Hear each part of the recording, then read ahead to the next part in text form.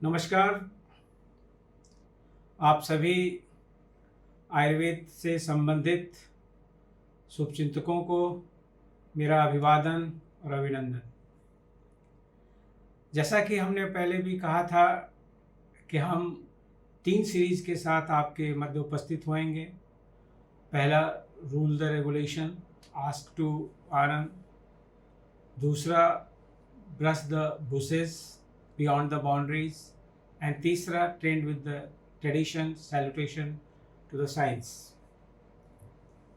मित्रों, आज दूसरे चरण में रूल एंड रेगुलेशन पे ही चल रहा हूँ, क्योंकि कल हम लोगों ने वो डिवीज़न किया था कि क्लासिकल आयुर्वेदिक मेडिसिन और प्रोप्राइटरी आयुर्वेदिक मेडिसिन में कानून के दृष्टिकोण से, बाजार के दृष्टिकोण से, लाइसेंस की प्रक्रिया के दृष्टिकोण से, शोध के दृष्टिकोण से क्या क्या अंतर है, और इसको हम लोगों ने एक समझने का प्रयास किया था।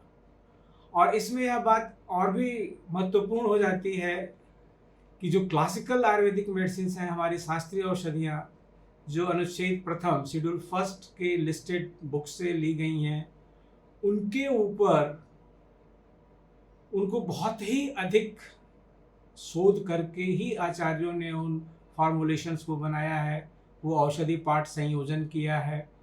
आप देखेंगे, चाहे भारत भैषज रत्नाकर में, चाहे रसयोग सागर में, नाम एक है और पाठ भेद से घटक अलग अलग है। ये एक समस्या आती है। ये समस्या नहीं मैं कहूँगा, इसको मैं कहूँगा कि एक विशिष्टता आती है। आरोग्यवर्धिनी रस आप देखिए रस योग सागर में जा करके, तो उसको आपको 20 पाठ मिलेंगे। सब में 1-2 घटक का अंतर होगा या अनुपात का अंतर होगा। इवन त्रिफला चूर्ण में भी आपको प्रपोर्शन का अंतर होगा, अनुपात का अंतर होगा, और घटक तो वही रहेंगे। तो ऐसा हमारे आचार्यों ने क्यों किया, तो एकदम स्पष्ट है। इस पर बहुत अच्छी वार्ता होती है, बहुत अच्छा डिस्कशन होता है पीजी पीएचडी की क्लासेस में, कि ये सभी चीज रोगी और रोग के व्याधि क्षमत्व के आधार पर आचार्य नाम वही रखते थे मूल रूप से, लेकिन उसमें कुछ न कुछ परिवर्तन करके रोगी और रोग की अवस्था के अनुसार उसे देते थे, जिससे कि रोगी को त्वरित लाभ होता था। तो ये कोई इशू नहीं है, जैसा कि कुछ लोग उठाते हैं कि क्लासिकल में तो ढेर सारे पाठ हैं, उनमें कैसे इतनी विविधताएं हैं, हम किससे बनाएं। अरे, आप उस क्लासिकल का जिस पाठ को आप ले रहे हैं, आप हिंगवाष्टक चूर्ण के जिस पाठ को ले रहे हैं, आप व्याघ्री हरित के या आप योगराज गूगल के जिस पाठ को ले रहे हैं, उसका रेफरेंस डाल दीजिए, और वो शेड्यूल फर्स्ट की बुक्स में से होना चाहिए, आपको लाइसेंस मिलेगा। तो आपको ये रेफरेंसेस देने होंगे निर्माण के समय, और सारी प्रक्रियाएं वैसी रहती हैं। वहीं दूसरी तरफ जब प्रोप्राइटरी मेडिसिन पर आप आते हैं, तो इनके लिए नियम कानून थोड़ा एकदम से अलग हो जाते हैं। यहाँ तक कि इनकी लाइसेंसिंग फीस भी अलग है। शास्त्रीय औषधियों की लाइसेंसिंग फीस बहुत ही कम है, और वहीं पर प्रोप्राइटरी मेडिसिन का जब आप लाइसेंस लेने जाते हैं तो इनकी फीस ज़्यादा है, और ये अलग अलग है, और इसलिए मैं यहाँ पर उसको कोट नहीं कर रहा हूँ, लेकिन ये तुलनात्मक रूप से अंतर है। अच्छा, अब मित्रों, आज की जो हम चर्चा करना चाहते हैं, वो चर्चा करना चाहते हैं कि सबसे बड़ी समस्या, किसी भी प्लेटफॉर्म पर आप जाइए, और एनी फोरम और प्लेटफॉर्म और मीटिंग और एनी एकेडमिया और the manufacturers, anywhere what you are going to listen, the progress of Ayurveda is being prohibited by the lack of quality, safety and efficacious Ayurvedic medicines. सब कोई हम ही के ऊपर आरोप लगा देता है। हम जो रसशास्त्र वैशेष कल्पना के विद्यार्थी हैं, हम जो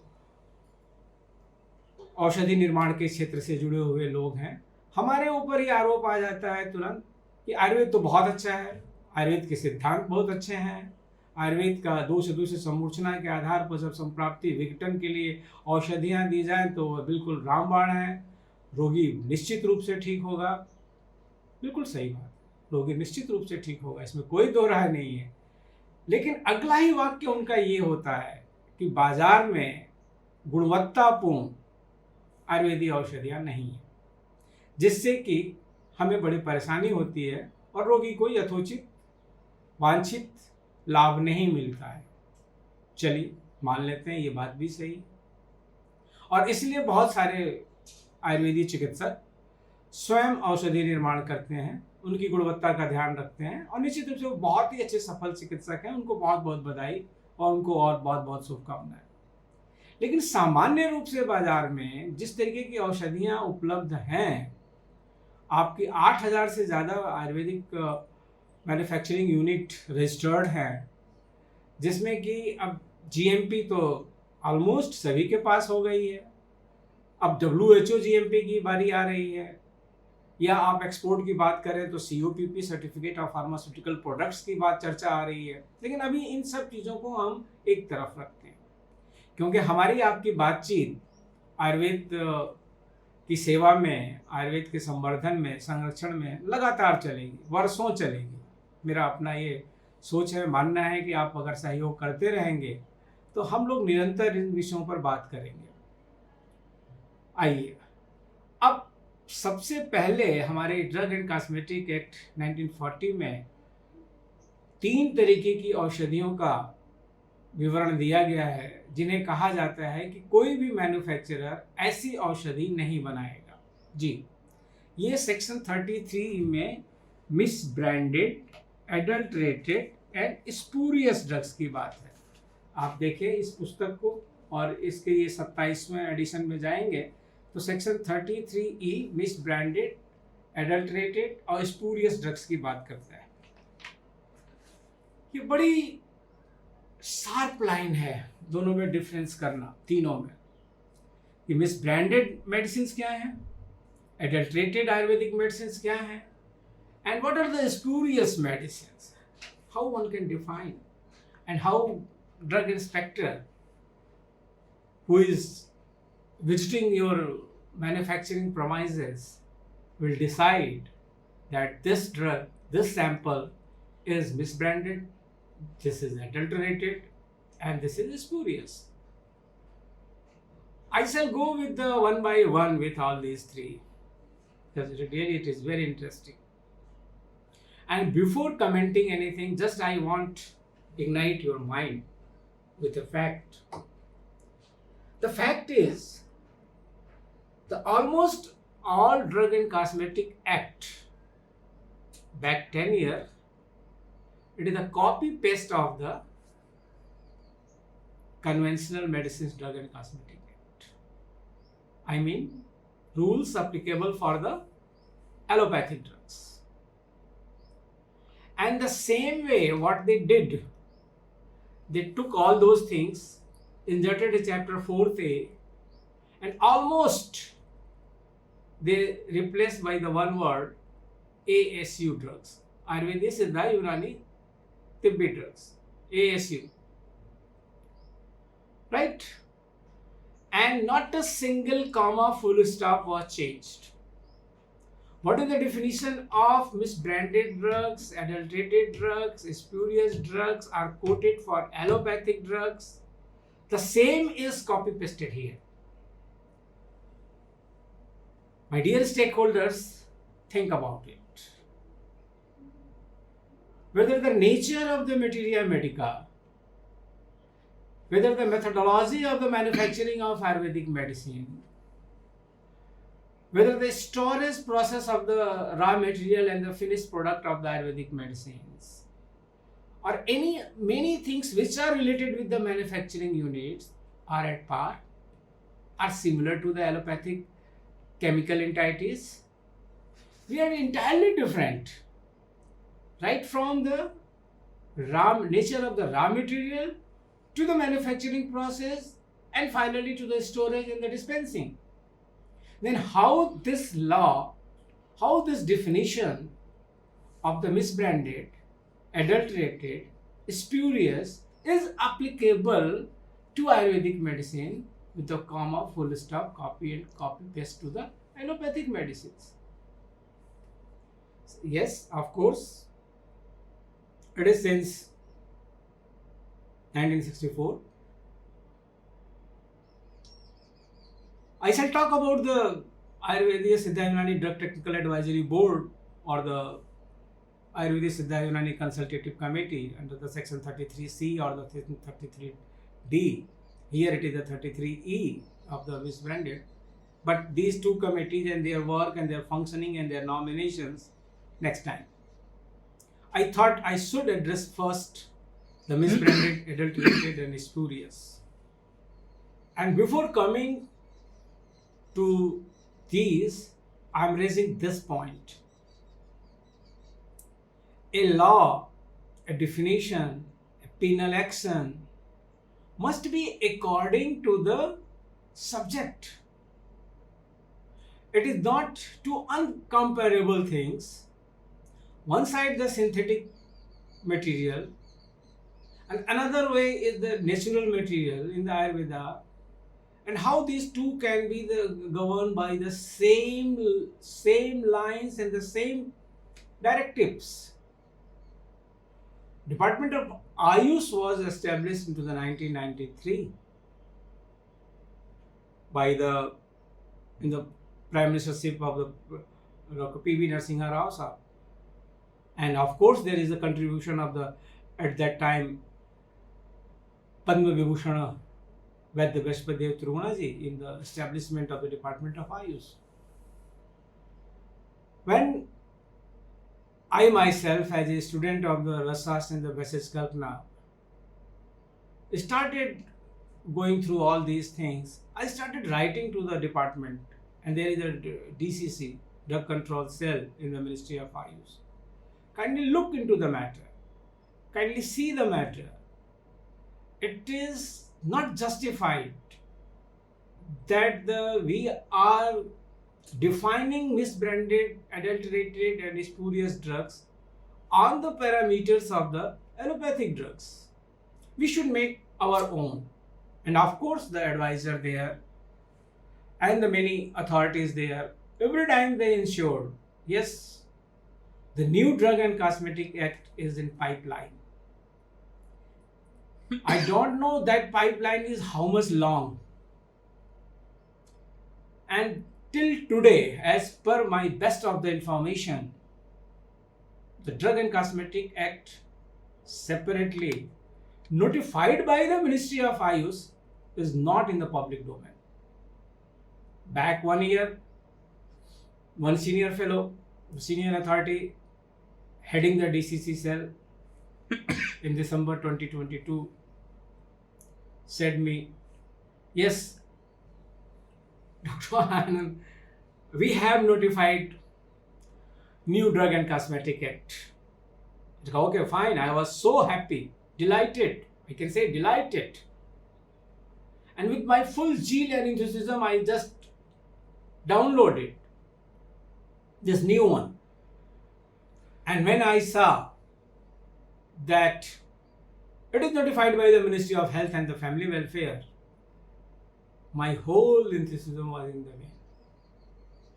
I dreamed that the Drug and Cosmetic Act separately must be notified by the Ministry of Ayush for Ayurvedic medicines.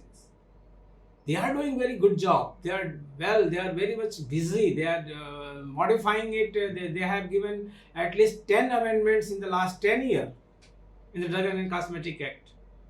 But why not these basics they are touching? The misbranded, adulterated and spurious. Friends, if a government inspector wants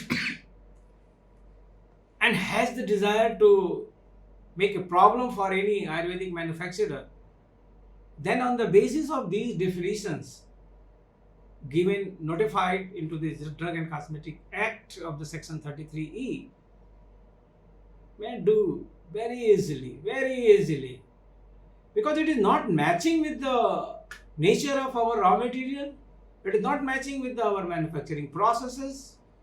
So there is always a question, and that question you have to answer. I mean manufacturer, industry people. So here is the need to make it change. Let us see. Today I want to take the misbranded, and the next series I shall go for the adulterated and followed by the spurious. What is the definition of the misbranded in the drugs for Ayurveda? 33F 33E. For the purpose of this chapter, an Ayurvedic, Siddha or Unani drug shall be deemed to be misbranded. कैसे? Listen, please, very carefully. If it is so colored, coated, powdered, or polished that damage is concealed, or if it is made to appear of better or greater therapeutic value than it really is. The clause number 1. Dear friends, think on it. Specifically the later part. I understand. Any drug, if it is colored, coated, polished, powdered to conceal the damage, जो वो खराब हो चुकी है, उसके ऊपर अगर कुछ फफूंद आ गई है, उसकी सेल्फ लाइफ पीरियड ख़त्म हो गई है, पाउडर कर दो उस बटी का, उसके सारे पिगमेंट्स आ गए हैं, उसकी दोबारा कोटिंग कर दो, उसकी दोबारा एक नई कलर कोटिंग कर दो भाई, और कुछ अच्छा सा एक कलर दिखा दो जिससे कि पता ही ना चले कि इसकी एक्सपायरी हो चुकी है या इसमें कुछ ऐसे अवयव आ चुके हैं जो हानिकारक हैं, या उसमें ऐसी कोई चीज़ मिल गई है जिससे कोई स्मेल आ रही है, उसको सप्रेस कर दो। तो ये सारी चीज़ें आती हैं और इनको कहा जा सकता है कि ये मिस ब्रांडेड की कैटेगरीज में जाएंगे। आइए जरा दूसरा हिस्सा पढ़िए।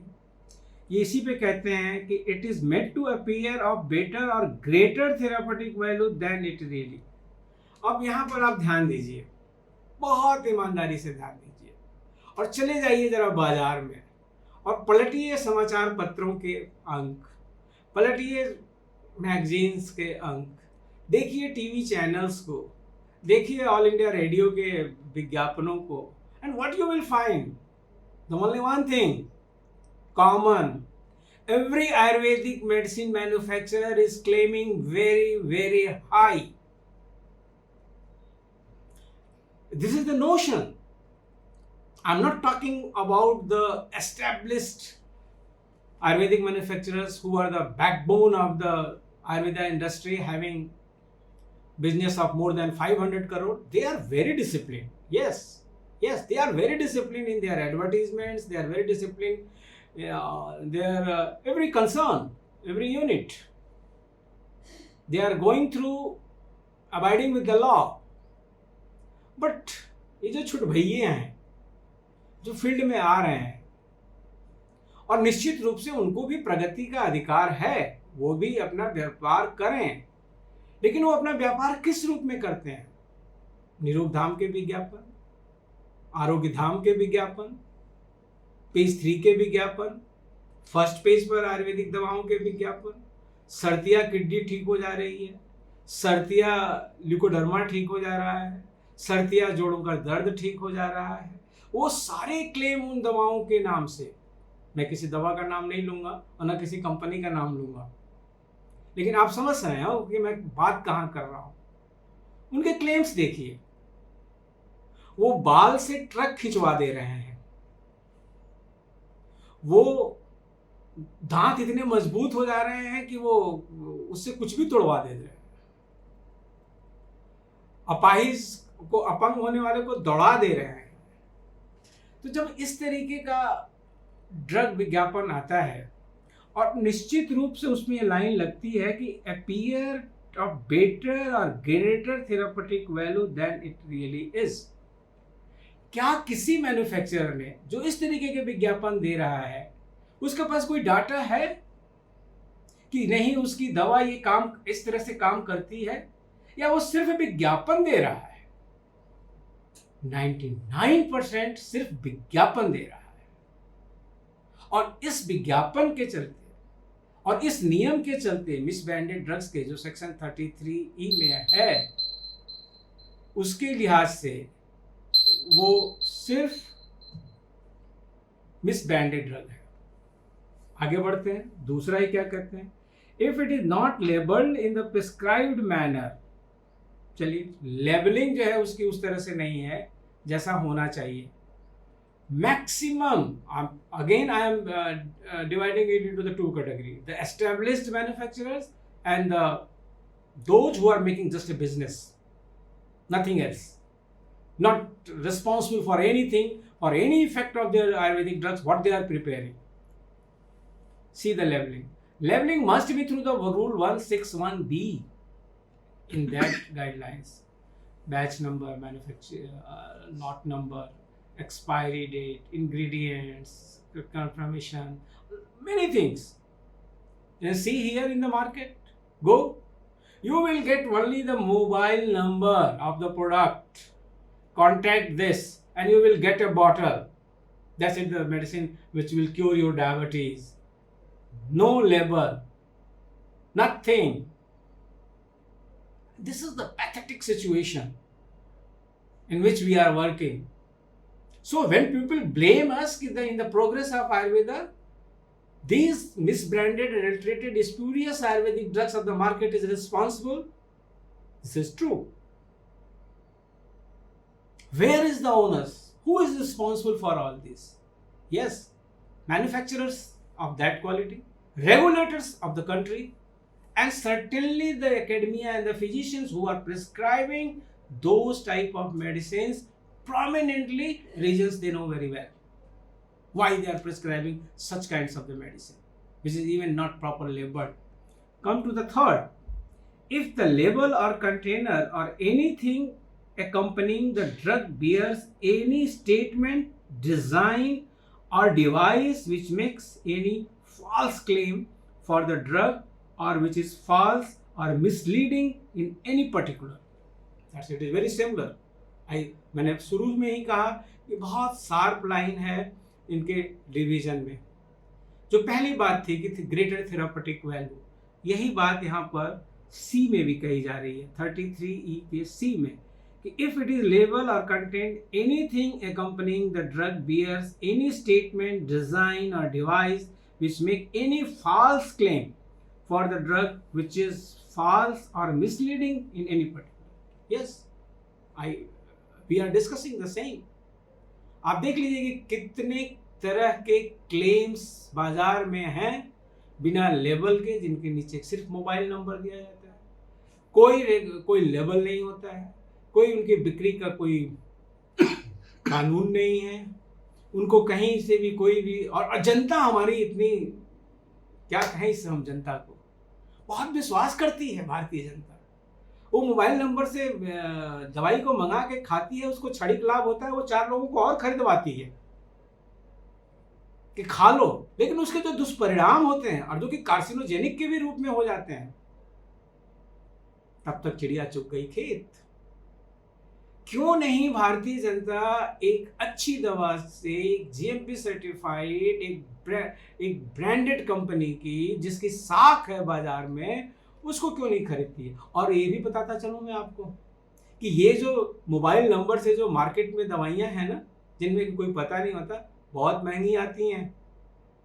2-2 हज़ार रुपए के इनके 200 ग्राम के डिब्बे आते हैं, और न जाने उसमें वो क्या करते हैं। हम लोग जानते हैं वो क्या करते हैं, लेकिन मैं यहाँ यही कहूँगा कि न जाने वो क्या करते हैं कि वो खाने के साथ ही ब्लड शुगर डाउन होने लगता है, वो खाने के साथ ही जोड़ों का दर्द खत्म हो जाता है, लेकिन ठीक 4-5 महीने के बाद ये सारी चीज़ें फिर से उलट हो जाती हैं।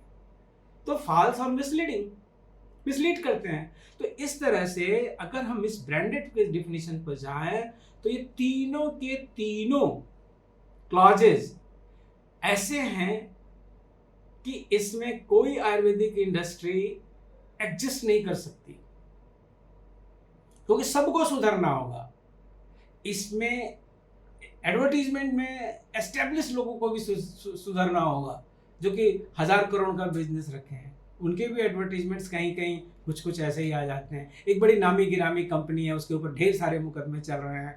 ASCI advertising standard council of India ने उनको ढेर सारी नोटिस दे रही हैं, वो अपना ढेर सारे एडवर्टीजमेंट वापस ले रहे हैं, और आप समझ सकते हैं कि वो कंपनी कौन सी है, कहिए तो नाम ले लूं, तो आप जानते हैं वही वाली कंपनी है और उनके ऊपर ढेर सारी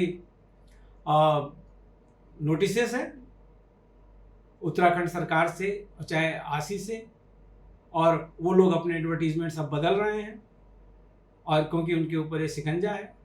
लेकिन अब अगर कोई मिस ब्रांडेड ड्रग्स की कैटेगरी में आ जा रहा है और नोटिस दिया जा रहा है तो जानते हैं उसमें पेनाल्टी कितनी है? मात्र 1 साल का इम्प्रिजमेंट और 20,000 रुपए की पेनाल्टी, या जो कॉन्फिस्केशन हुआ है उसके 3 गुना, इससे ज़्यादा नहीं। और मित्रों ये तो बहुत ही कम था, 2,000 रुपए थे। थैंक्स टू स्वर्गीय सुषमा स्वराज जी, जब वो स्वास्थ्य मंत्री थी और उनके ध्यान में ये बात लाई गई तो उन्होंने लोकसभा में ये बात कही कि ये miss branded adulterated spurious drug बनाने वाली कंपनियों को 302 वाली सजा मिलनी चाहिए आईपीसी की। वो तो गोली मार के मारते हैं, ये तो दवाई खिला के मार रहे हैं, इसलिए इनके ऊपर सजा वही होनी चाहिए। लेकिन लोकतंत्र है, उन्होंने 2,000 को बढ़ा करके 20,000 कर दिया। अब बताइए, हम 20 लाख का टर्नओवर करें दवा का, 2,000 पे 20,000 पेनाल्टी दे दें। तो ये सोच है ना हमारी, हम मानव जीवन के महत्व को समझने को नकार रहे हैं, हमें सिर्फ अपना व्यापार करना है। तो मित्रों, इस पर विचार करिए कि क्या मिस ब्रांडेड की ये परिभाषा आयुर्वेदिक इंडस्ट्री पर पूरी तरह से लागू होती है या इसमें किसी सुधार की आवश्यकता है। अगली सीरीज में जब मैं आऊँगा तो एडल्ट्रेटेड ड्रग्स पर आऊँगा और निश्चित रूप से वो इससे भी ज़्यादा कॉम्प्लिकेटेड और जटिल है, और स्पूरियस ड्रग तो और भी। इस पर हम लोग एक एक करके बात करेंगे। और मैं समझता हूँ कि आयुर्वेद के विद्यार्थी, under graduate, post graduate, doctorate, किसी भी डिसिप्लिन के हों, राइट, ऑल द 16 डिसिप्लिन्स, शिक्षक, निर्माता, सबके लिए थोड़ा थोड़ा महत्वपूर्ण होगा। अपने दृष्टिकोण से आप इसको समझें और हमें प्रश्न भेजें, मुझे उनका उत्तर दे करके बहुत खुशी होगी। मुझे ऐसा लगेगा कि जो मैं 23 वर्षों से जो कार्य कर रहा हूँ पठन पाठन का, उसका कुछ उपयोग हो रहा है इस विषय पे। और इन्हीं शब्दों के साथ पुनः आपका बहुत बहुत साधुवाद, आभार। ऐसे ही जुड़े रहिए और हमारे को उत्साहित प्रोत्साहित करने के लिए प्रश्नों को भेजिए, अपनी शंकाओं को भेजिए, जिसको कि हम लोग उस पर मिल बैठ करके बात करें। अभी मुझे बहुत अच्छा एक ADMA, Ayurvedic drug manufacturing association के एक वरिष्ठ पदाधिकारी ने मैसेज किया कि आनंद जी ये बहुत अच्छा कार्य है, आप बायोडायवर्सिटी एक्ट पर बोलिए, आप मरकरी बैन पर बोलिए।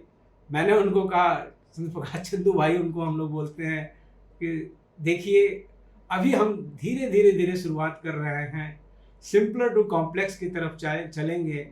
अगले आने वाले 2-3 महीनों में निश्चित रूप से हम बायोडायवर्सिटी एक्ट पर भी बोलेंगे, मरकरी बैन पर भी बोलेंगे, पहले भी बोल सकते हैं, मगर अभी थोड़ा हमें सेंसिटाइज करना है अपने अंडर ग्रेजुएट के विद्यार्थियों को, पोस्ट ग्रेजुएट के विद्यार्थियों को, डॉक्टरेट लेवल के विद्यार्थियों को, अपने साथी शिक्षकों को, क्योंकि बहुत अच्छे चिकित्सक हैं, बहुत अच्छा कार्य कर रहे हैं, लेकिन थोड़ा सा इस विषय में उनका सामान्य ज्ञान कम है, जो कि उनका होना चाहिए, सबको होना चाहिए। अगर आप कोई औषधि प्रिस्क्राइब कर रहे हैं, किसी कंपनी की कर रहे हैं, तो आपको ये नॉलेज में आना चाहिए कि वो किस क्वालिटी की है, स्टैंडर्ड है या मिस ब्रांडेड है, स्टैंडर्ड है या एडल्ट्रेटेड है, स्टैंडर्ड है या स्पूरियस है।